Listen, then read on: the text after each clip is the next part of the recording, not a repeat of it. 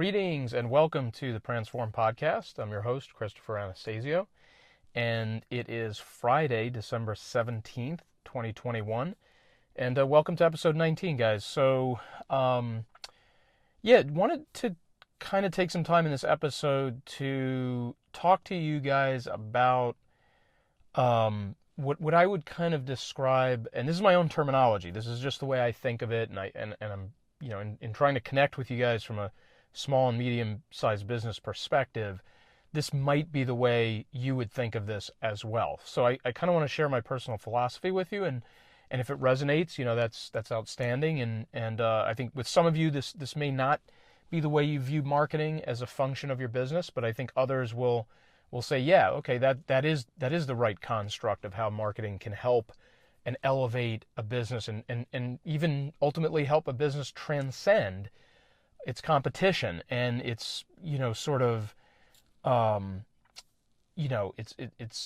typical way of functioning, and sort of move into a totally different sphere and a totally different strata of branding itself and reaching customers and creating engagement and creating connection with the end consumer and so on and so forth. So you'll understand what I mean by that when I get to the end. But I kind of want to step through this, guys. I'm going to describe each level, if you will, each strata, and relate it back to how that strata or that level of marketing, achievement, assistance, involvement, whatever the right word is, how it can help and affect your business in a positive way. Okay? So the way I see it is, as I walk through these three things, none of them is bad, quote unquote, compared to the other, right? In other words, if you reside on any one of these strata in terms of how marketing is helping your business, you've achieved something. You've positively arrived at a point where your business is benefiting in some way or another from a functional, organized approach to marketing. Okay, so it's not to say, hey, after I describe level 1, you should already be trying to get yourself to level 2 or trying to get yourself to level 3. I mean, ultimately, yes, the more you can move up those strata, I think the more you're going to benefit from your marketing efforts, for sure. But any one of them brings a positive effect to your business and would be materially better than not doing any of them.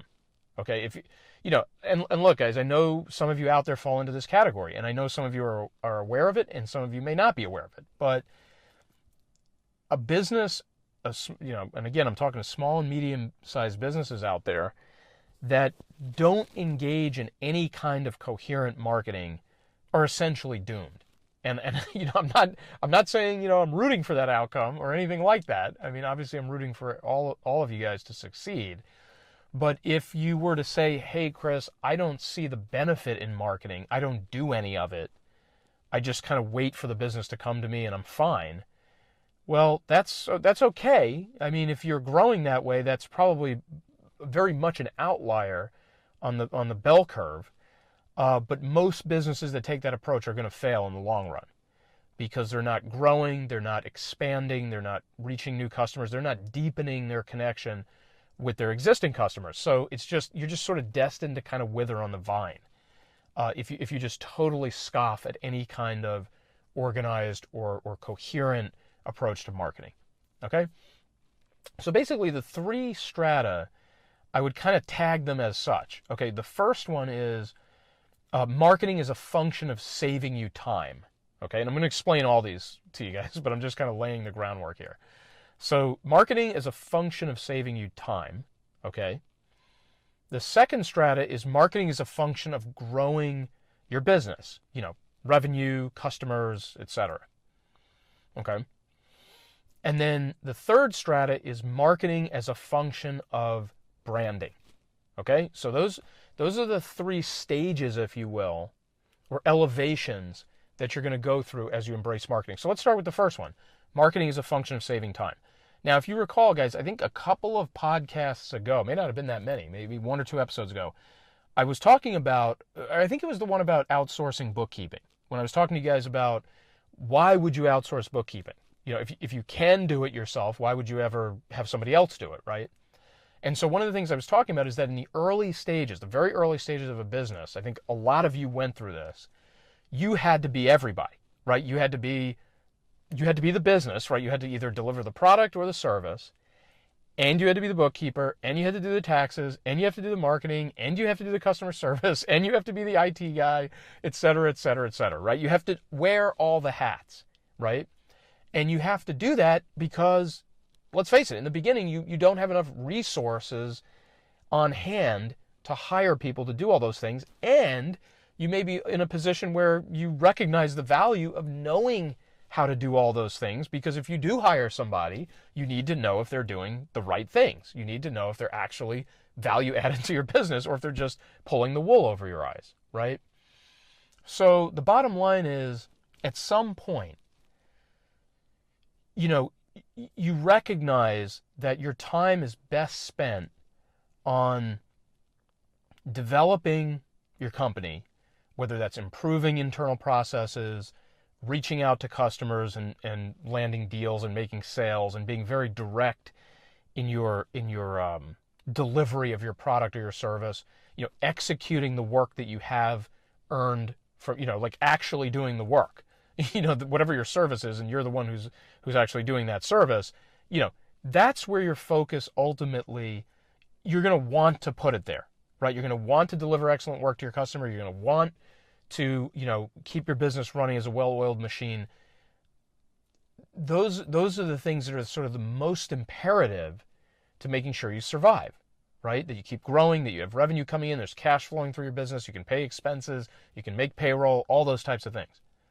So at some point, and I'm not just talking about marketing here, although that is the focus of this particular episode, but at some point you recognize, like, okay, I need to shed these other activities. These other activities are not my core discipline. They're not the core thing that propels my business forward. So therefore, I need at some point to stop doing them. So when you bring on, again, now speaking specifically about marketing, now let's say you decide, okay, I'm going to bring in a marketing firm to do my marketing. Okay, now maybe I, the business owner, will still do sales. I will still show up to a customer's site.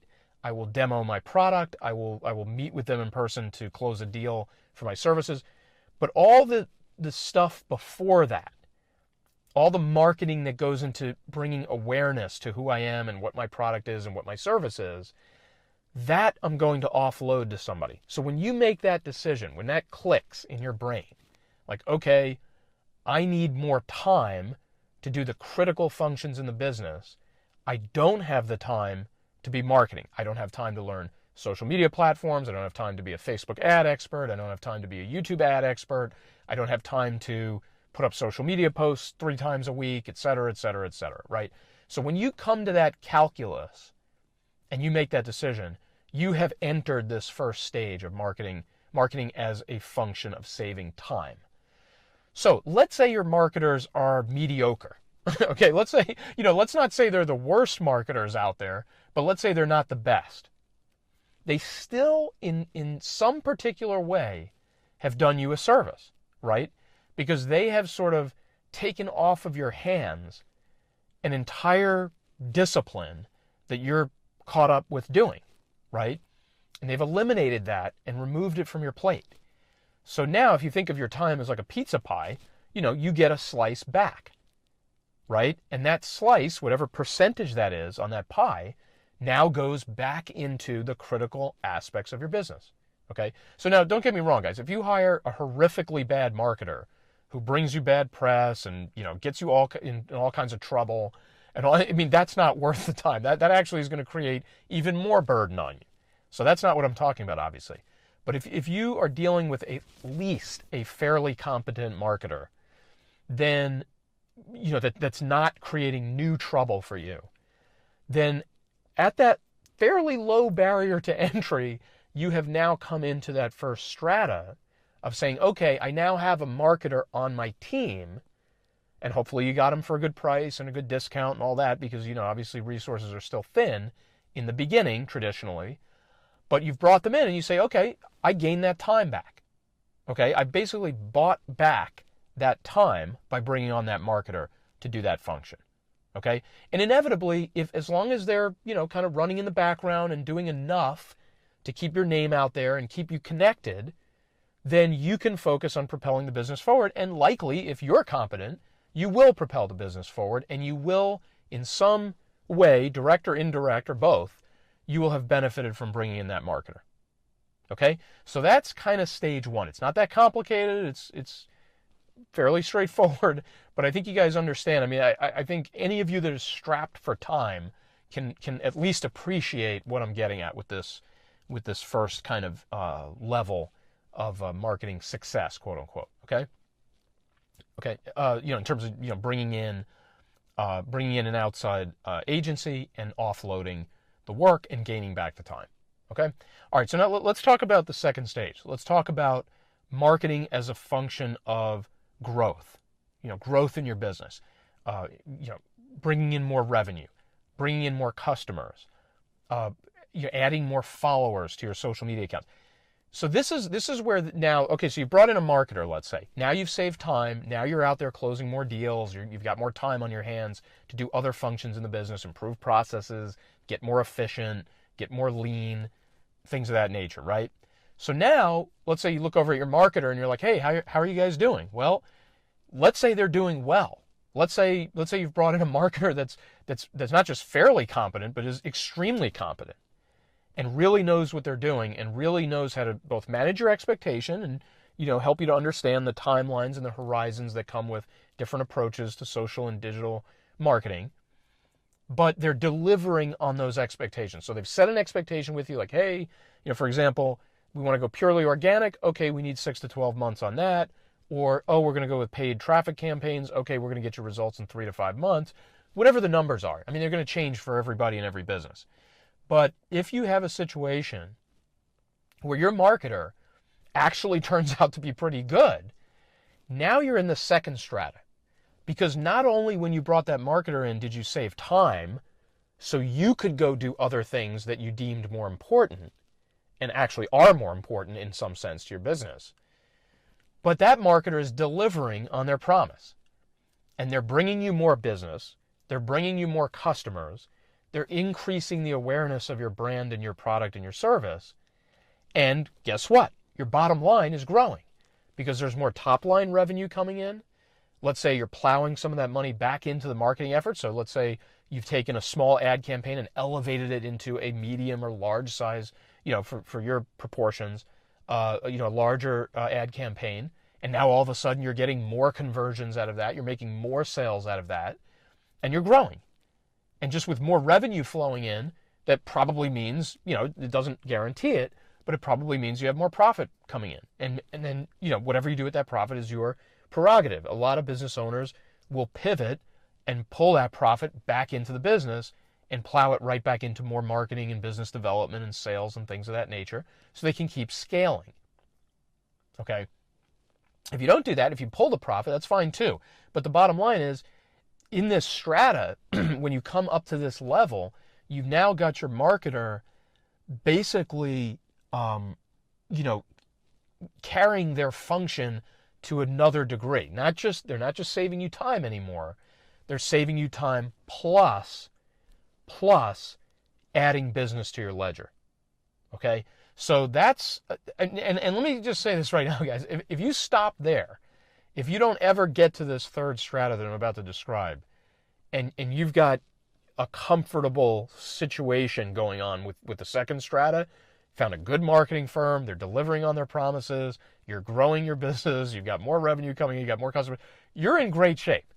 I mean, you're probably in much better shape than, the other 9 out of 10 businesses that are in your sector, okay, or your industry or whatever, okay?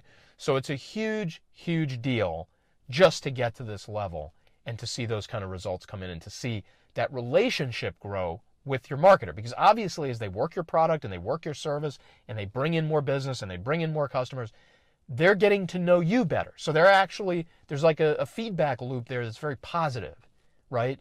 And it's just helping you to grow and push and propel the business forward, right? Okay, so we got through strata 1, strata 2. Let's go up to strata 3. So this is, this is marketing as a function of branding. And I would say, AKA, also known as becoming a media company. Excuse me. So, what do I mean by becoming a media company? So, let me frame it this way. In the first two strata, the existence of your business was primarily to deliver your product or service, and then secondarily to establish and create a brand around that product and a reputation around that product that can proliferate and help you grow your business, right? So it's product or service first, followed by all the other stuff. In particular, obviously I'm focusing on marketing. And I'm focusing on all those efforts that are categorized as marketing to help bring your business up to, the next level, okay? When you enter the third strata, when you come up to this level of becoming a media company, and you're doing marketing as a function of branding, like very, thoughtful, projected, focused branding efforts, right? You have turned the function of the business around to where the creation of content and value that's attached to your product or service, but isn't actually your product or service, right? It's the you're getting the word out about your product or service. That activity becomes the primary function of your business. And then the delivery of your product or service becomes secondary. Now, when I say becomes secondary, do not get me wrong. I don't mean you start shipping out defective products. I don't mean you start delivering crappy customer service or service, period. Okay? When I say it becomes secondary, I mean from a consciousness standpoint, your first priority, your first, and that's probably not even the right word, but your first step forward in everything you do is to establish brand. And then behind that brand, you deliver. You deliver a great product, you deliver a great service. And so what you're really doing is the branding is being supported by the product or service. And you say, well, Chris, I still don't get that. It sounds backwards. It sounds like I'm not giving my customers the best. Actually, it has nothing to do with that. You still are giving your customers the best.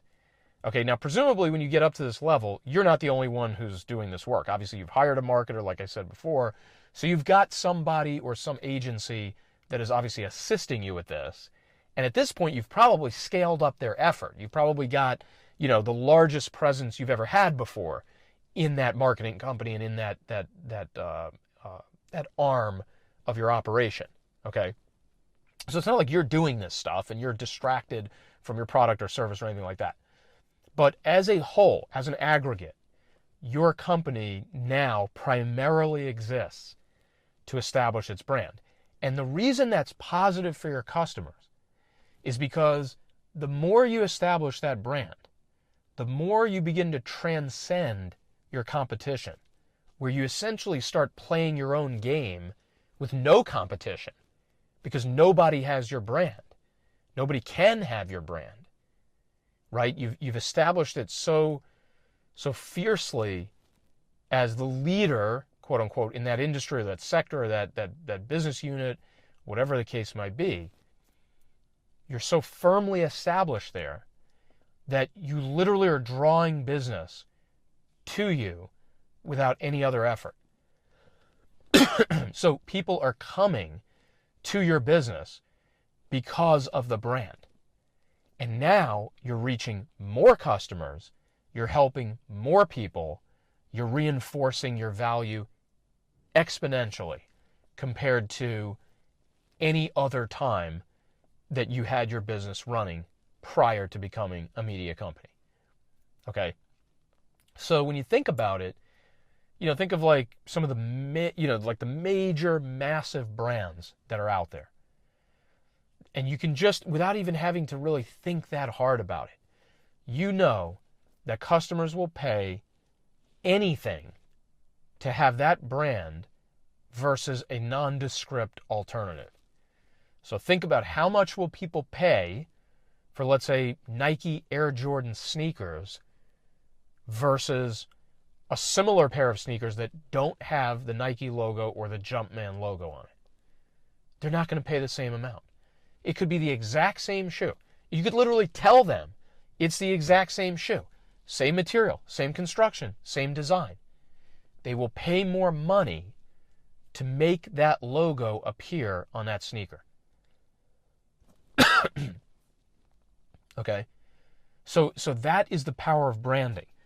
People want to pay more to you for your product. People want to ignore cheaper alternatives. Maybe in some cases better alternatives. I mean, who knows? They don't want anything to do with those because it's not the brand that they have attached themselves to, that they believe in, that they now know and like and trust. And so that's the only direction they're going to go. And so when you've achieved this, you essentially magnetize business to you. And, you know, you're probably still going to keep your marketing efforts going. Obviously, that's how you became a media company. But now there's no closing sales. There's no convincing somebody that you are the proper choice for them from a product or service perspective. There's no more of that. There's just drawing them in, and then they want to close the deal. And in some cases, you're not even really drawing them in. They know who you are, and they'll come find you. And they know exactly how to find you, they know exactly where to find you, and they will find you. Okay? But of course, you keep the effort going so that you maintain your positioning and keep growing. And who knows, you know, there are going to be some people out there that don't know about you, and you're going to reach them this way. But by the time they get to you, the brand story and the brand power will convert them, rather than you having to make the conversion sort of at an individual level or even an organizational level. Okay? So you say, okay, Chris, well, that sounds, it sounds really heady and, very, very, very lofty, it doesn't sound very easy to get there. And look, it's not. It's not, or more people would be doing it. Excuse me. More businesses would be doing it. So it is hard to do. It is intensive. And it is time consuming to somebody, right? I mean, if it's not you doing it, it's consuming somebody else's time, right? But the key thing here, guys, you might say, all right, Chris, okay, maybe I'm sold on this, maybe I'm not. What does this look like? Like, what do you, what functions are you talking about? What does this actually look like on a day-to-day basis?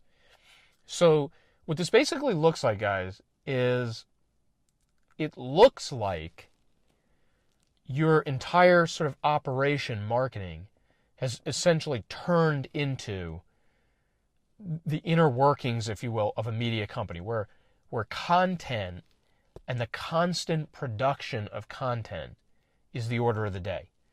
So, and one of my virtual mentors, who I've never met in person, just learned a lot from him from afar, but Gary Vaynerchuk talks extensively about this. And, if you need more convincing or you want more information on it, you just want to see somebody else's perspective, you should look at him. I mean, you should look at whomever else you need to feel comfortable with to be sold on it, but you should definitely look at him as one of those people and consume some of his material about it. Because the point that he is making is that you have to find ways to keep content flowing essentially at all times. And when I say at all times, I mean, obviously I don't mean you post something on every platform every minute. But what you do is you find ways to leverage ongoing activities, events, milestones, news, current events, whatever, bringing all that under this tent of content production, turning it into pieces of content, and strategically disseminating those pieces of content on probably a daily basis. I would say if you're not posting on a daily basis, you're probably not going to be a media company. I mean, I don't think you can be one if you're not posting that frequently. Now, I mean, obviously I don't mean, you have to post 10 million times a day, but there should be something coming out each day about your business and your brand and your story and your narrative and your vision and your mission and your customer service and your testimonials and so on and so forth. Okay?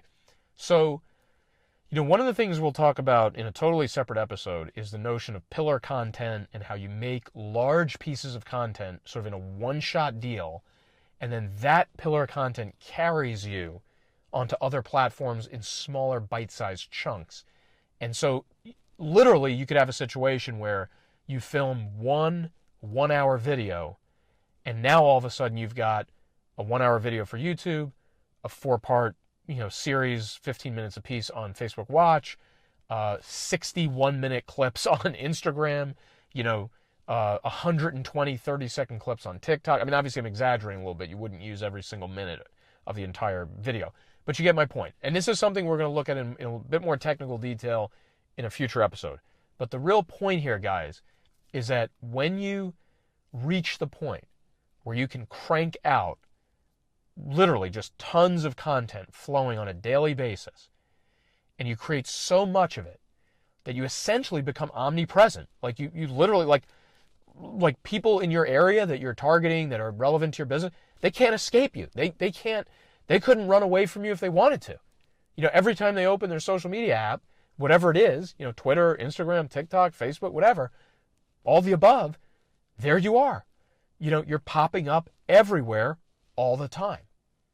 And of course, like I said before, I don't mean that literally, but all the time, meaning like there's really a day that doesn't go by that they don't have some awareness of you, and they don't make some connection with you, and they don't get some opportunity to trust you. Okay? So becoming a media company, this is a whole new game. It's literally taking, again, like I said at the beginning, the core function of your business and sort of turning it 180 degrees, to the opposite side, where now really what you think about every day is, how do I create and promote and build my brand? And then the other stuff will take care of itself. I'm still going to make sure I deliver a great product. I'm still going to make sure I deliver great services. But my guiding light every day is, how do I create more value-added content? How do I create more opportunities for someone to become aware of me and to ultimately trust me? Because once they trust me, it's always more likely that they would rather come back to me for a purchase than go try to find someone else to trust. Pure and simple. Okay? It literally rests on that premise. And it rests on the premise that once your brand is established, you can charge whatever you want. You can charge whatever you want. Now, depending on what you're selling, obviously there's some guideline to that. You're not going to take what's normally a $14.99 e-commerce product and sell it for $14 million. But you have so much more headroom on where you can price your product. You can look at your competition, if you even want to call them that anymore, and you can say, well, the average price out there for what I'm doing is $1,000, so I'm going to charge $3,500. But when people put my $3,500 service up against these $1,000 services, there's no comparison. They want to pay me the extra $2,500 because of who I am, what my brand is, what it stands for, how comfortable they've gotten with me in terms of that branding. And, another reason, guys, that you have to be posting a lot is simply because some of these platforms are just literally very, very, very difficult to break through. I mean, obviously, if you run ads on them, you're going to break through right away. But I'm really more so talking about if you're going in for the long game on organic content, it takes a long time. So the more stuff you're putting out, the more opportunities that you're going to get coming back to have made a connection with somebody. Okay? So the name of the game on the media company is, number one, changing the perspective as to what is the guiding light, the guiding principle each day. Okay, with the focus shifting over to content production and branding. And so that's sort of like the first condition I think you have to accept. The second condition is that you have to create a lot of content, and it has to be well beyond, most likely, what you were doing on strata number 2, the one I described before this one. Okay, this really becomes like you're everywhere. You're in Instagram stories, you're in Instagram reels, you're on TikTok, you're on Facebook, you're in Facebook stories, you're on, you're on Twitter, you're all over the place to make sure you're picking up audience share everywhere you can get it as you build that brand and as you build that brand recognition. Okay? So I think that if you accept those two conditions, that the name of the game becomes branding, and the name of the game to become, to get to branding is to create tons of content, then you are at least open to this notion of becoming a media company. Now, whether you're going to succeed or not is a totally different story, because it's not easy, but it now puts you essentially end up with like an escape velocity, and you're just out of the orbit now that everybody else is stuck in, and you're out of that game where you're just competing on price and you're competing on undercutting somebody else, and now you're more expensive than everybody else, but people are knocking your door down. Okay, and what I would also describe this as, another way to think of this, guys, is your efforts essentially become monopolistic, right? You essentially monopolize the space that you're in because no one else can compare themselves to who you are from a brand perspective. There's nobody who can get lumped in with you. Let's go back to the Coke analogy. Coke and Pepsi. They do the same thing, right? But nobody ever confuses those two brands. Nobody's like, oh, it's just, those companies are they might as well blend together. Now if you say that their product tastes similar, that's a little different. That's a different story, and I'm not referring to that. I'm saying from a corporate perspective, there's nobody who knows Coca-Cola and Pepsi who's ever going to confuse the two of them. They're just not, it's not something you're able to do at this point. They've branded themselves so strongly, and they're so recognizable by the colors, the logo, the taglines, everything. Okay? So you literally become monopolistic when you succeed at this third strata. Okay? And so this is something that, I believe strongly in. I think you're going to hear a lot about this on our podcast here, the Transform Podcast, because I think this can be examined from so many different angles, and you can go very tactical on it. Like, okay, Chris, I'm sold. Tell me what to do every day to be a media company. There's that kind of discussion, and then there's the more strategic discussion of reasoning through this thing and making sure it's the right decision for you, and you're up for it, you have the capacity for it, all those types of more macro-oriented questions. Okay, so a little bit of a longer episode here, guys. This is definitely one that I wanted to kind of hammer home. I think it's kind of a signature episode, if you will, so far out of the 19 now that we've done here at the Transform Podcast. But this is really, really, really important. And it's important for everybody along the spectrum. If you have no marketing right now, this was very important. If you have some marketing right now, this was very important. And if you have lots of marketing right now, but you stopped short of option 3 or strata number 3, then you too have benefited from this podcast, and you needed to hear this as well. Okay? So anyway, guys, let's wrap it up here. Really appreciate everybody liking, sharing, subscribing, checking in on the podcast as we wrap up the year. I know things are getting hectic here in the States with the holidays and stuff like that. We'll definitely be back up twice next week. I can't promise you that it'll be the 21st and the 23rd, but definitely look out for 2 episodes next week. We will be publishing the same amount of content. Whether it drops on the exact same day, we'll see. I'm definitely going to try to maintain that as much as possible. This week, I apologize, we slipped by a day to Wednesday, Friday versus a Tuesday, Thursday. So we'll see. But definitely don't want you guys to think we're taking a couple weeks off here and we'll be back in the new year. We will be publishing content both the week of Christmas and the week of New Year's. Okay? Thanks so much, guys. Drop us a note on Facebook, LinkedIn. Check us out there. Come over to the website, transform.com, or you connect with us here on the podcast. If you like the podcast, if you share the podcast, if you subscribe to the podcast, we are deeply indebted to you, and we deeply appreciate it. appreciate it. Okay, guys, so hopefully I didn't leave anything out. I know it was kind of an expansive discussion on this topic, but we will address it again in the future. So if there's something, you felt was a loose end or a loose thread, trust me, we will come back to it, okay? All right, thanks so much, guys. Hope you guys have a great day and a great weekend coming up, and we'll check in with you guys next week. All right, bye-bye. Greetings and welcome back to the Transform Podcast. It is Tuesday, 21 December 2021. And I'm your host, Christopher Anastasio, and welcome to episode 20. Can't believe we've done 20 episodes already. But here we are with just a few days left in the year. We're on episode 20. Based on the number of recording days left, we'll be at episode 23 when 2021 closes out. So kind of exciting to move into the next rung on the ladder. And glad that you've been along for the ride with us.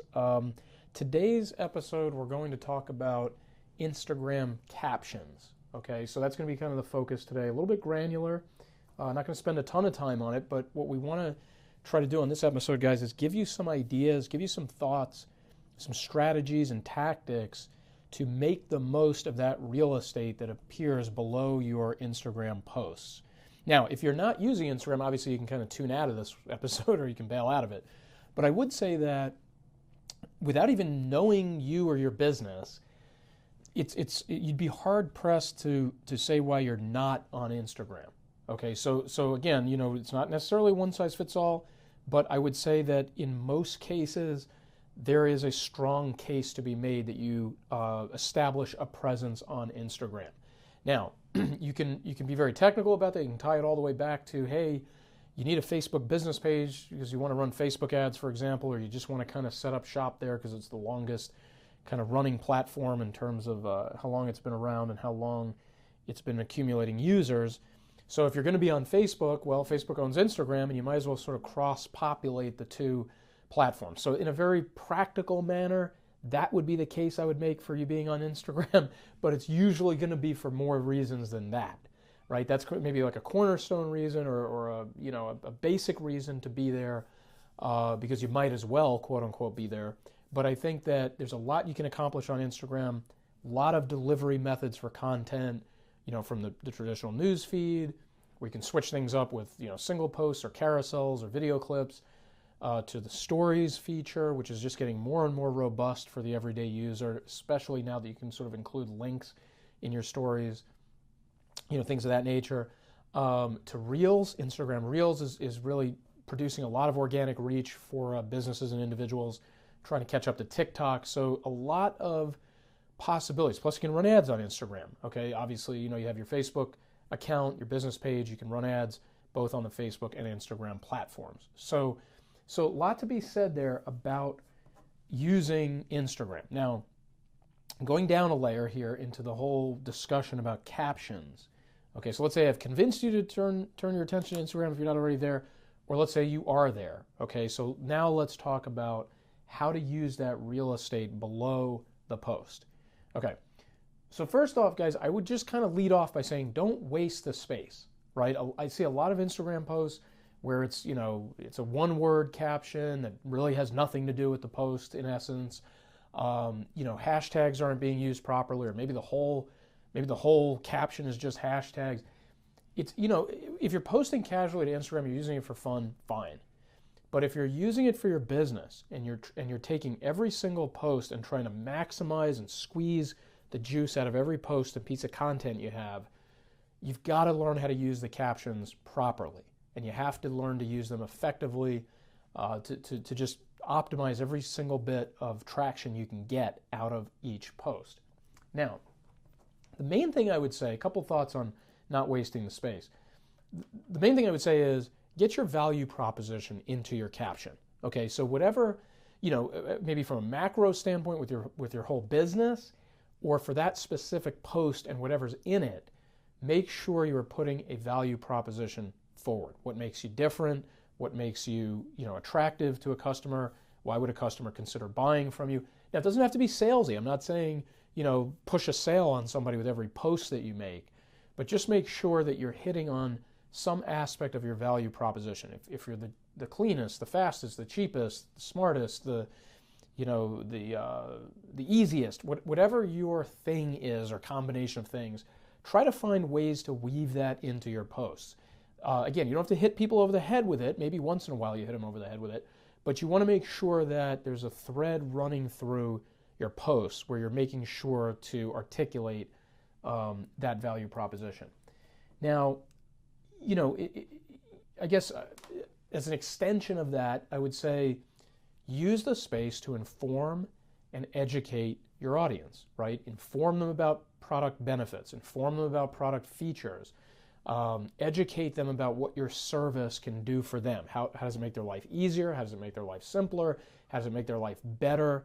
Those types of things. So do not be afraid to be descriptive in your caption. I mean, don't be afraid to put some real text in there, and use your line breaks to kind of break up the space a little bit. Have a little bit of white space in there so it's easy to read and they cascade down the caption. But don't shy away from some length, and we'll get into how long is too long here in a moment in terms of the number of characters you can use and so forth. But definitely make use of the space to help your customer come away smarter about your brand, smarter and more informed about your product or service than they were before they got there. Okay? So that's kind of an extension of the value proposition. The other thing I would say, guys, is, and this is actually a little known fact. I haven't heard a lot of people talk about this. In fact, maybe there's a chance it's not accurate, but I have seen it in a few places, is that when let's say you have a long caption, well, it means if somebody stops and reads that caption, they're sitting there looking at your post for a while, right? I mean, because, they couldn't just scroll past it. I mean, they couldn't read one word and keep going. They had to keep reading all the text you put there, right? So when you do that, you essentially lock their eyeballs on your account for a longer period of time than, let's say, the average account, or let's say if you just put one word and they scrolled right past you. So when you do that, when you get users to stare at your account for a longer than average amount of time, guess what? That improves your engagement score, and I'm using that term loosely, kind of using it as my own vernacular here, but you improve from the Instagram algorithm's perspective your reach, your ability to hold the attention of the user. And of course, Instagram wants to hold the attention of its users. It does not want its users going over to TikTok. It doesn't want its users going over to Snapchat. It wants its users to stay on the Instagram platform. And so to do that, it wants people to create content that is engaging and gripping. So of course, having a longer caption that's going to keep somebody there is only a good thing from an algorithmic perspective. Okay, now if we hear anything different from that, if I hear anything about that not being the case, or they change that, or whatever, of course we would be sure to inform you guys. All right, let's move on.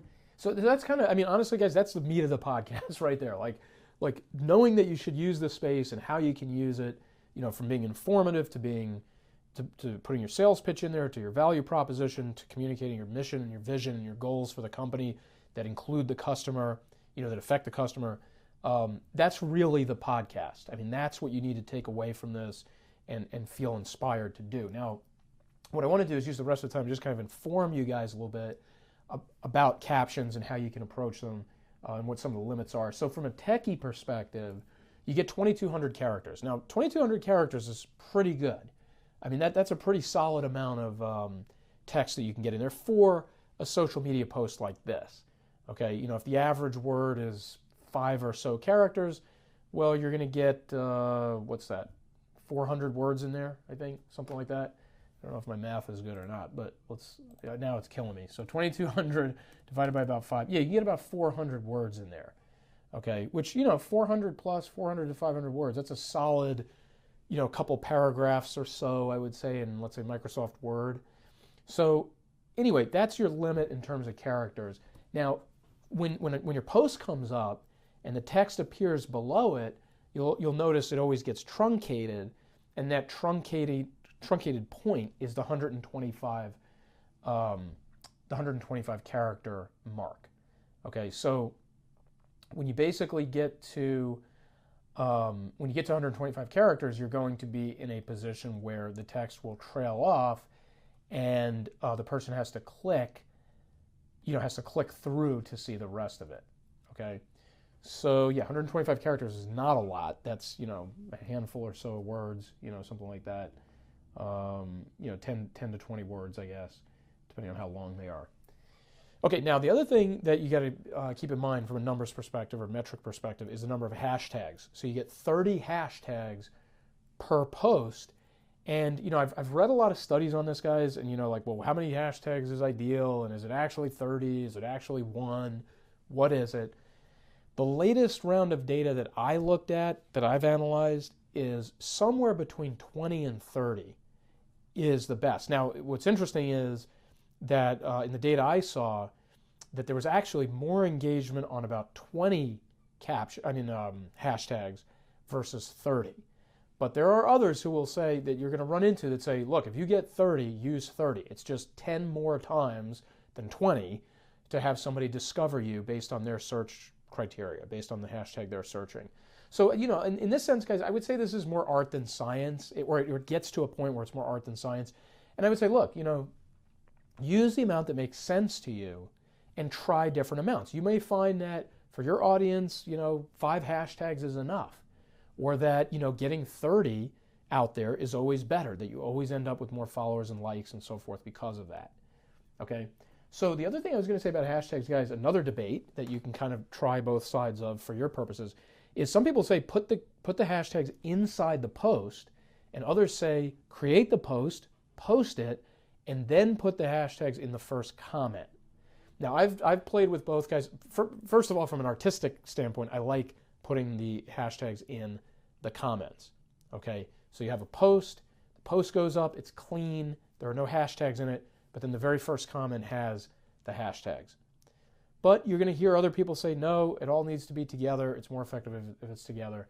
So I think, again, that's for your own taste. I mean, try it out, see where you're getting the engagement, see where you're getting the response, and then you can decide what you want to do with that. Okay, guys, so we covered why it's important to use the captions and the type of content that you probably want to work in there. Talked a little bit about the technical parameters. Let's just hit a couple miscellaneous items here.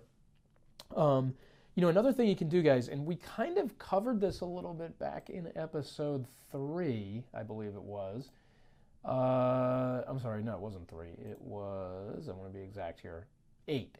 In episode 8, we talked about the art of trend jacking. That came out on November 9th. And trend jacking, I mean, I'm not going to go over the whole thing again, but one of the things we were talking about, that I covered in that episode, was that when you have a chance to tie your content, your brand, into something that's popular in culture, and it makes sense, you can sort of reveal some relevance between the two. It's not like a total kludging of two ideas. If you can weave them together somehow, some way, then try to do that. Try to work a pop culture, hashtag or reference or some kind of a callback in there that can create sort of a clever effect for your brand and your content. And I think one of the examples I covered in the trend jacking episode was, at least for anybody who follows National Football League, especially here in the United States, if you go back to like the 2013 Super Bowl, I think it was, power outage, all the lights went out in the stadium, the game was delayed for a while, and Oreo cookies took advantage of that and said something like, our cookies, you can dip our cookies in the dark, or something like that. I'm not getting it exactly right, but they used literally a live ongoing situation that they knew everybody was watching, because everybody here watches the Super Bowl when it comes on, if for no other reason than to watch the commercials. And they jumped on that bandwagon on their social media channels and created this clever little campaign.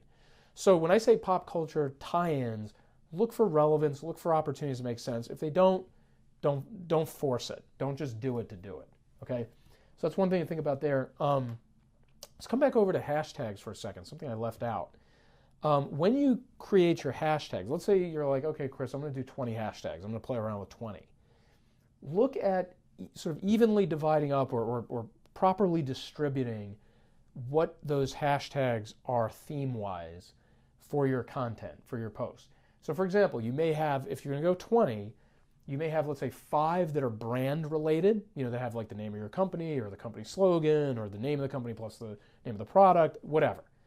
5 on brand, 5 that are, let's say, seasonal. And by seasonal, like, you could mean the weather, or it could be, something to do with like the holidays, for example, like here we are on December 21st, so you might have something to do with the Christmas holiday, or as you came into December, earlier in the month, Hanukkah, or whatever. Okay, the point is you can tie in seasonal goings-on, both calendar-wise and weather-wise and so forth, into your hashtag strategy. Think about, do another 5 on location. Especially if you have like a brick and mortar business, or you want to encourage clients to stop by your business, or to consider using your business because of proximity, you can tie in some location hashtags. New York, New York, Brooklyn, New York. I mean, whatever. You guys get the point. But you can work those type of hashtags in, and kind of create a certain buzz around where you're located. Okay.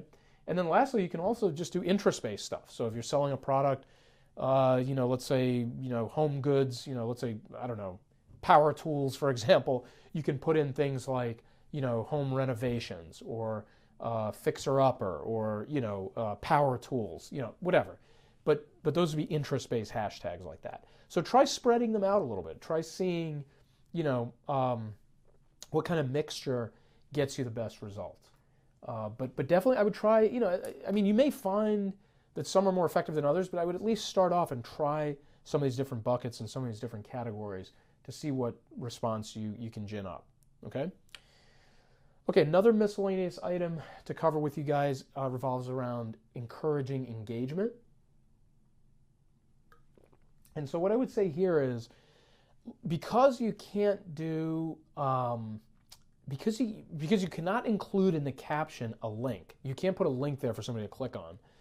What you can do is you can try to get some movement on your post by doing things like asking an open-ended question that maybe somebody's going to answer down in the comments. The more comments you get, the more the Instagram algorithm likes that. You could do yes/no type polls, or you could do a carousel of pictures where you have pictures 1, 2, 3, and 4, and you say, hey, which one did you like the best? 1, 2, 3, or 4, and then you get, boom, everybody's commenting 1, 2, 3, or 4 down the line on your post. So you accomplish a few things there. You encourage engagement, you get people interested, you get them thinking, you get them to comment, and you get some traction from the Instagram algorithm that way. Okay, so that's just one example. I mean, you could put a poll in there. Like I said, you could do an open-ended question. Something current event related. Hey guys, what do you think about this thing that happened? Something like that. Okay, so look for ways to encourage that engagement towards your post. And then the last item that I wanted to cover before we finish up is calls to action.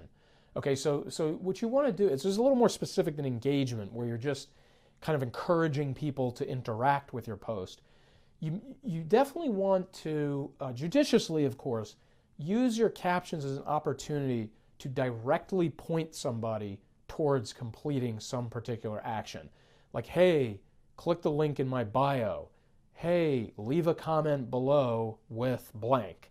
Hey, go to my profile page and check out, the rest of my posts. I mean, whatever. You guys get the point. Is to encourage, or not necessarily encourage. I mean, it's really, now you've moved beyond the encouragement phase, and you're really trying to get the person to convert off your wording and trying to get them to move to the next step. So this is where you want to be a little bit more forceful and a little bit more direct in saying, hey, when at the conclusion of the post or wherever it makes sense, hey guys, take this next action. Leave your, DM me your email address and I will send you a free guide. Something like that. Like, has a very conversion-oriented feel to it, a very direct kind of feel like that towards what you want them to do next. Okay? So I think we're going to kind of wrap it up there, guys. I mean, trust me, there's more we could talk about with Instagram captions. I mean, you could go on and on about all the different little tactics and so forth. Spacing them out properly, editing them properly. I mean, this stuff you guys can kind of look up and see for yourself some of the ways that you want to play around with them. But I think that kind of covers the gamut for now in terms of how you guys, if you're using Instagram, how you can kind of up your caption game. And if you're not on Instagram, this maybe helps you realize a little bit why it's so important to be there, most likely for your business, because there's just so many sort of moving parts here that you can manipulate towards increasing engagement and follower count and just interaction with your brand. Okay? So one final thought on that is, a lot of people have viewed Instagram as a younger person's platform. Well, I would argue that TikTok has supplanted that title, and Instagram's not quite the youngest of the young in terms of a platform demographic. What's interesting is the Instagram generation that kind of embraced it in the 2010s, as we move into the 2020s, well, they're getting older and their economic buying power is increasing. So I think you really, I would argue that if I was sitting here trying to convince a business owner to get on TikTok versus Instagram, it would be much harder for me to make a blanket justification on TikTok versus Instagram. I think Instagram is becoming more and more crucial to the mixture of your omni-channel approach. It would include Instagram much more likely than, let's say, TikTok. But anyway, guys, I'm going to wrap it up here. Thanks for listening to this episode. I know we only have a few more left in the year. It's kind of amazing to think how close we are to moving into 2022. But hopefully we've given you guys some things to think about over the last few weeks as you strategize for the new year. Maybe, like I said, you're not doing this stuff now, but you're like, hey, let me embrace Instagram captions in 22 and check it out for my business, things like that. As always, we encourage you to like, subscribe, share the podcast, friends, family, business partners, whatever. And then, of course, you can always visit us over on our social media pages, very active over on Facebook and LinkedIn. Would love to hear from you guys there as well. And, of course, you can always visit the Transform website, transform.com. Once again, I'm your host, Christopher Anastasio, signing off. We'll be back again later this week with episode 21. Until then, guys, you have a great night, and we'll talk soon. Thanks. Bye-bye.